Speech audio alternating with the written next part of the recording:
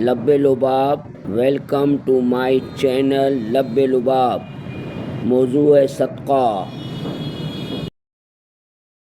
نہیں بیٹا، میں تو بس یہ کہہ رہا ہوں کہ چوٹیوں سے نجات کے لیے تم ایک مٹھی آٹا ڈال دیا کرو۔ یہ بیچاری ننھی مخلوق تو صرف رزق کے لیے باہر آتی ہیں اور بس۔ ابا کے لہجے میں زبانیں بھر کی شفقت دیکھ کر خاتون نے غیر محسوس انداز میں دوپٹہ سر پر لے لیا۔ جی انکل، مگر کیا اس سے چونٹیوں سے چھٹکارا مل جائے گا؟ وہ اب بھی غیر یقینی انداز میں ابا سے پوچھ رہی تھیں۔ کیوں نہیں بیٹا، پرانے زمانے سے یہی رواج چلا آ رہا ہے۔ ادھر گھر میں چونٹیاں نظر آئیں اور ادھر بڑی بوڑھیوں نے مٹھی بھر آٹا کونوں میں ڈال دیا۔ چونٹیوں سے بھی نجات اور صدقے کی نیکی مفت میں۔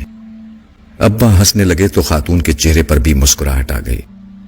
چلیں میں بھی پھر آٹا ہی ٹرائی کر لیتی ہوں۔